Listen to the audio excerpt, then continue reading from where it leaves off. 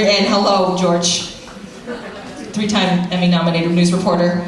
Samina and Mary, thank you so much for being here. This is where we're going to get into the intellect of these contestants. And they're gonna each have a question, 2 questions, I believe, and judge them on their every word. This is very tense. So let's welcome to the stage, for the first part of the Q&A portion, Mr. Sam Jung.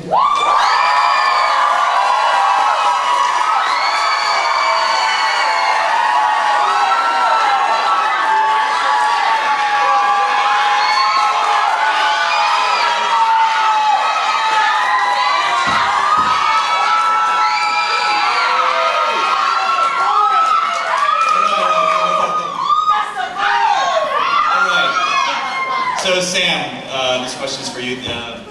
So the Smithsonian Asian Pacific American Center theme for this year's Asian American and Pacific Islander Heritage Month is I Am Beyond. The phrase captures the aspirations of the American spirit, how Americans of Asian and Pacific Islander descent have always sought to excel beyond the challenges that have limited equal opportunity in America. How have you gone beyond to address challenges for Asian Americans and Pacific Islanders? Yeah, thanks for the question. Sorry, I made it up myself. Growing up with parents who were immigrants, we didn't have a lot of money growing up, and so I think that like from an early age, right, I kind of figured out that there needs to be more social justice in this world. And so I got involved in church, and then I went on to college to do student organizing, and did a lot of work around education justice work. We created the first space for queer and Korean students at UCSD.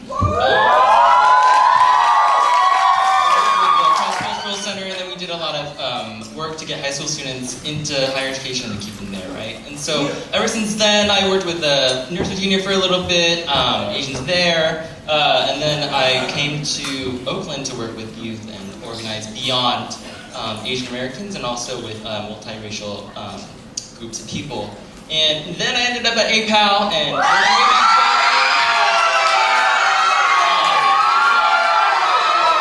taught me a lot about how to love harder and better, and has inspired me and given me the courage to go abroad and build across oceans. And last 2 years ago I went to Korea and did a lot of transnational solidarity work, particularly around the naval base on Jeju Island.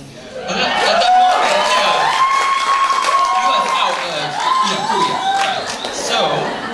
moment, there was this one poignant moment where we were at the gates and we were doing the 100 bow ceremony that is a Hasidic Buddhist tradition. And 2 people literally with their mopeds, they were just like, "You're not getting in today, cement truck." And it took 2 people, and I just started crying. Because I knew that like in order for us to create a better world for Asian Americans or Asians, right, we also have to work beyond borders, beyond all these things. Censure, clear, change, impact communities, and also not be beyond helping others, right? So always keeping an eye to making sure that we center like, mixed race people, adoptees, queers, and making sure that, the world is a better place for Black folks, Latino folks, Native folks, and really, make sure that we do right and love harder that way. Thank you so much, Sam.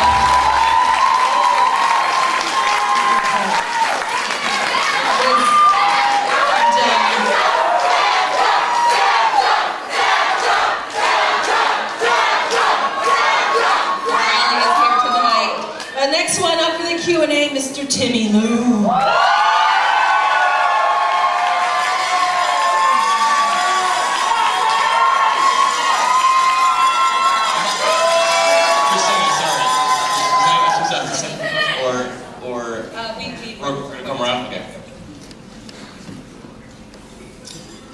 Hi Timmy, how are you?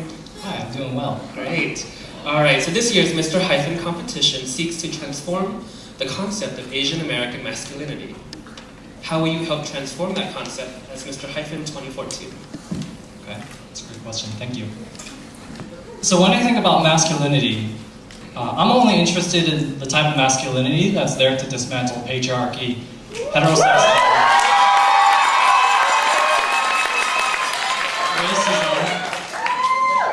right? And so I think when I think about what it means to be a man, I feel like we're trained, men are trained, at a very young age to be actually quite destructive in a lot of ways. And we are not taught not to emote and not to feel. And I think just wanted to share a story of how we as a group 5 Mr. Hyphen contestants have really come together. We had this moment earlier backstage where we really reflected on how this experience challenged us to think about our masculinities in a different way. And really that it could be at the core about supporting each other, supporting the communities that we work in and the struggles that they face, and particularly lifting up the stories and struggles of women in our communities.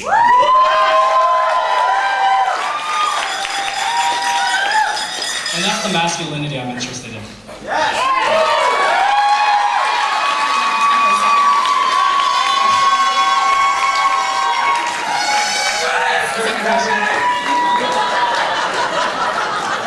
Okay, so I have a second question. Going off of masculinity, if this was the Miss Hyphen pageant and you were a contestant, what would your drag name be and why?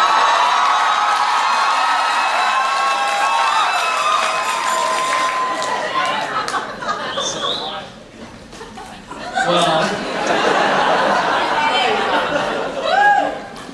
I like Peppermint Patty because I'm sweet but a little bitter on the outside. It's dark chocolate after all. But so sugary and soft on the inside that it burns your tongue.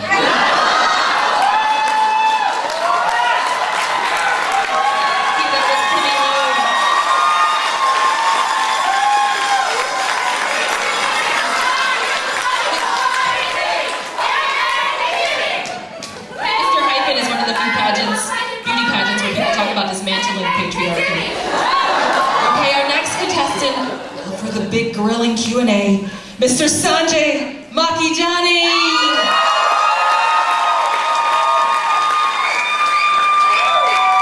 Question. Hi, Sanjay. Hi.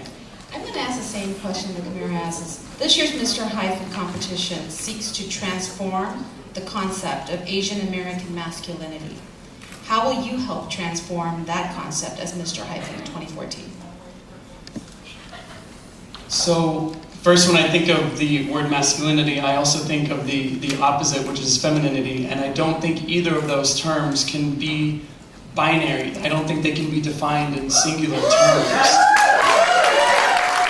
And in fact, I think, what really is at the root of masculinity and femininity is humanity. And that's what we need to emphasize.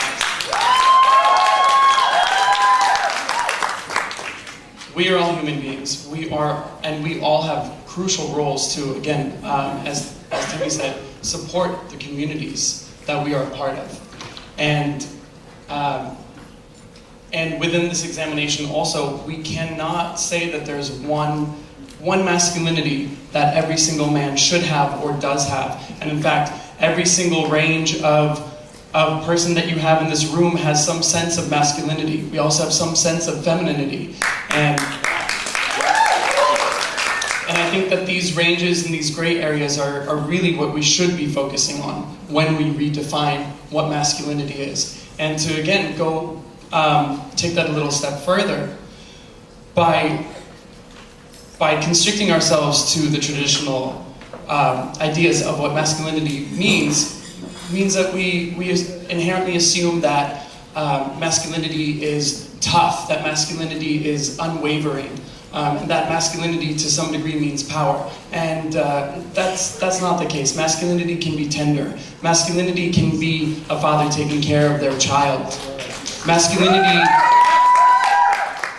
Masculinity can be a person who defines themselves as male, regardless of what their gender was at birth, whatever their assigned gender was at birth. So again, these definitions need to be broadened, and we again need to see the humanity in these definitions.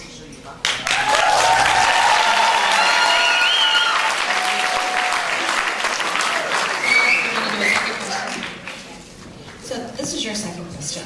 Recently, a love letter was found in a 31-year-old Korean mummy from 1458. What would you want written about you and such an item was left with you? Dark.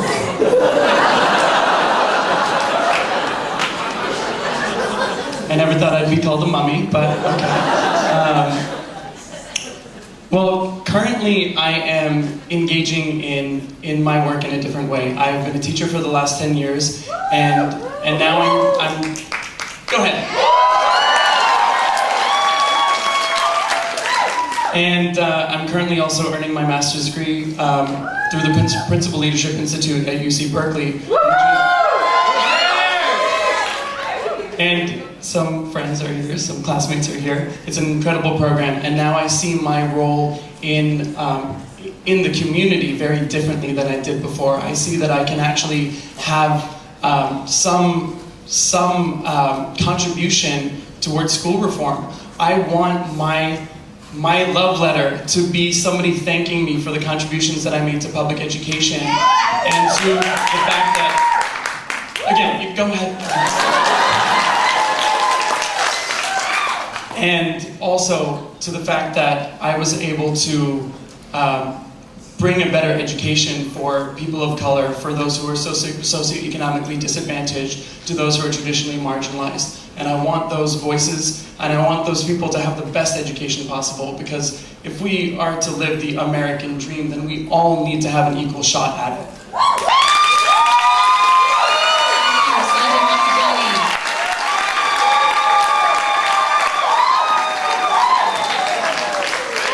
Next one up for Q&A, Mr. Leo Esclamado.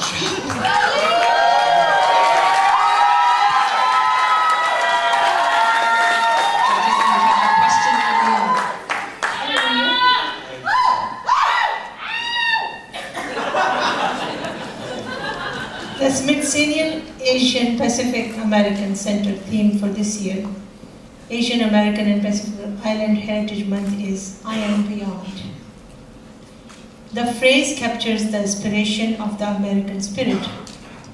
How Americans of Asian and Pacific Islander descent have always sought to excel beyond the challenges that have limited equal opportunities in America.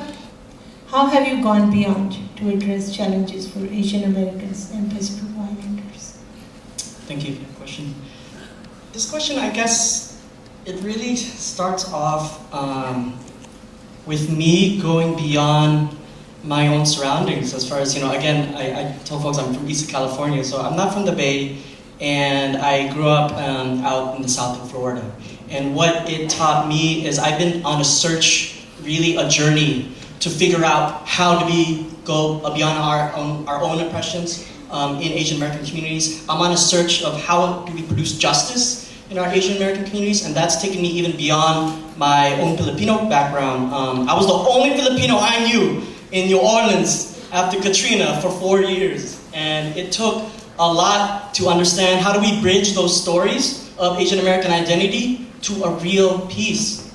I'm going to tell the story of the family who hosted me in New Orleans. His name is Wong, and the first time grandfather Kang met me, he's like, you'll never understand the story of what it's like to be Vietnamese. And I'm like, he's right. I won't. And I think our job is to understand how do we walk in certain issues that cut across all our Asian American communities. That's introduced me to environmental justice after rebuilding Katrina. That's introduced me to the Bay Area in working in all these beautiful communities. The social justice community in the Bay Area has welcomed me to my new home.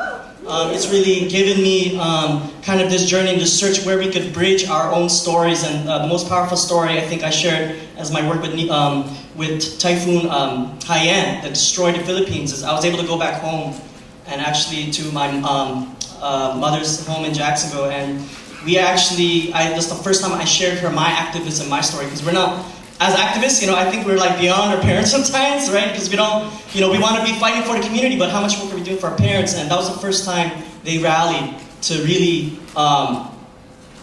fund and build livelihood boats for the Philippines. So we are beyond our identities, and we're grounded in our family. So thanks to my awesome son. I'm switching beyond. Let's go beyond, y'all. I think we have a second question. Are you aware of the phrase, America is a melting pot? What are your feelings and comments about that phrase? America's a melting pot. To me, it don't taste too good.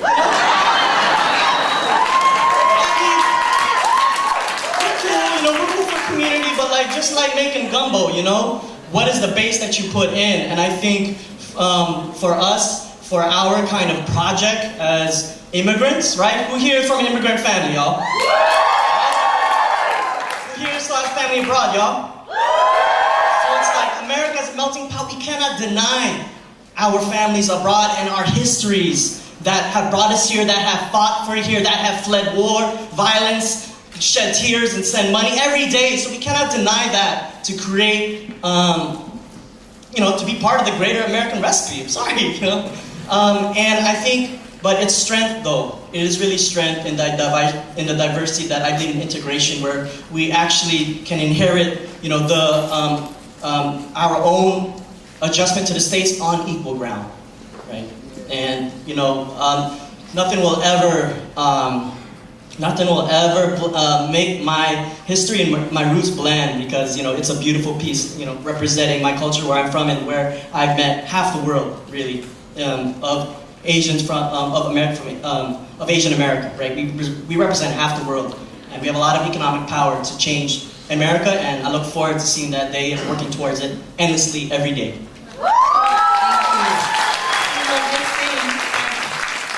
Are you familiar with another term, a salad bowl? Salad bowl. Okay. Are you describing that we would like to keep our heritage and all that, and yet complement each other? Or I didn't understand. Are you for melting pot or salad bowl? Judge is asking for clarification. Just going back to the theme of the Smithsonian piece, we're beyond borders, really. And I think, America is too small. America is too small to, fight our own individual rights, as within our own Asian American communities. And we have so many issues that we can contribute both to America and with building with our own communities. So I think, it's the historic moment in our moment right now is really solving how we relate to each other as the new majority. And I think, the old, models of melting pot multiculturalism just needs to be revisited in terms of what we bring as communities and what we bring as community power here. California is leading the way. So I love calling California my new home. Thank you, Leo. Thank you for joining us, Leo. Sam, I'm going to get back to you for a second question, but first I'm going to bring our last seat here, Mr. Jung.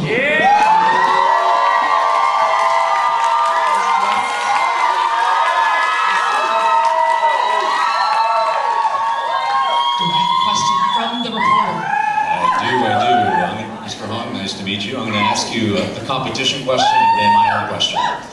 First, the Smithsonian Asian Pacific American Center theme for this year's Asian American and Pacific Islander Heritage Month is I Am Beyond.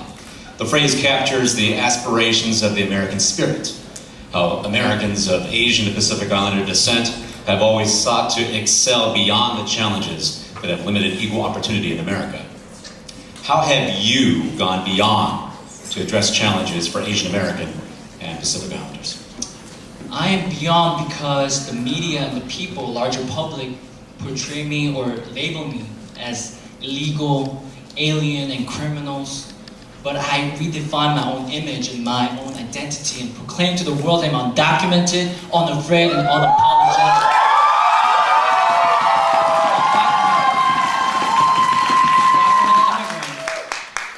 I couldn't get a job or obtain a driver's license or receive any type of financial aid to go to school. And I remember how my mother was sick and in severe pain, and she couldn't visit hospital because she did not have medical insurance and she did not have any money. And when our family, where our home was burglarized, we couldn't even call the police because we were afraid that we might get deported. And every day we have constant fear of deportation. until I could no longer be in the silence of the injustice that are happening in my family and my community. That is why with this courage and this conviction to change our broken immigration system has given me courage and passion to raise my voice and actively involve the immigrants' issues. And ever since then, I share my personal story in local and state and national level. I held events and rallies, even led hunger strike and conducted civil dispute in action despite risking deportation. And I remember, in fact, in 2013, last year, our Aspire members and I challenged the President of the United States to stop the deportations of all Black people and beyond, because I'm willing to take a risk and change the status quo and fix our broken immigration system. And I'm beyond because I'm willing to speak out against injustice.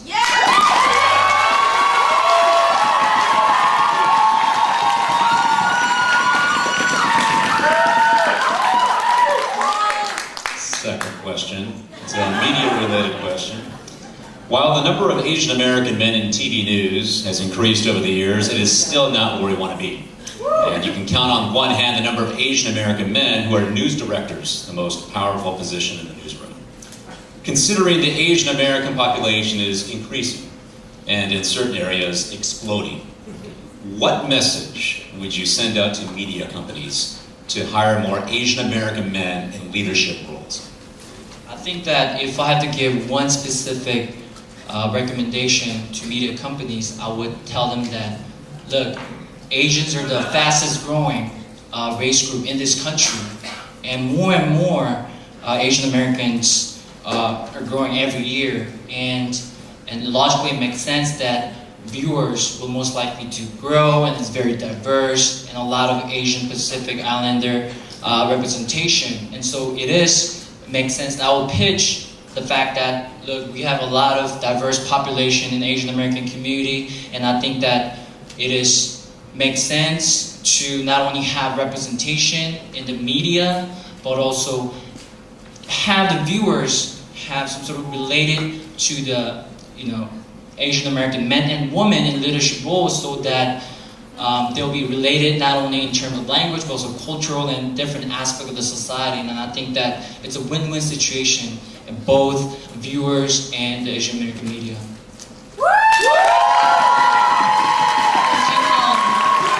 So I had made a mistake earlier. There is actually a second question that Sam has, so please welcome back for the second question.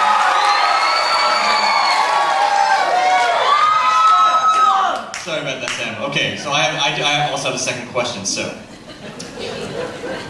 if you were to serenade someone with Peter Cetera's "Glory of Love," the immortal lyrics, "I am the man who will fight for your honor," who is the person or cause whose honor you would fight for? Me!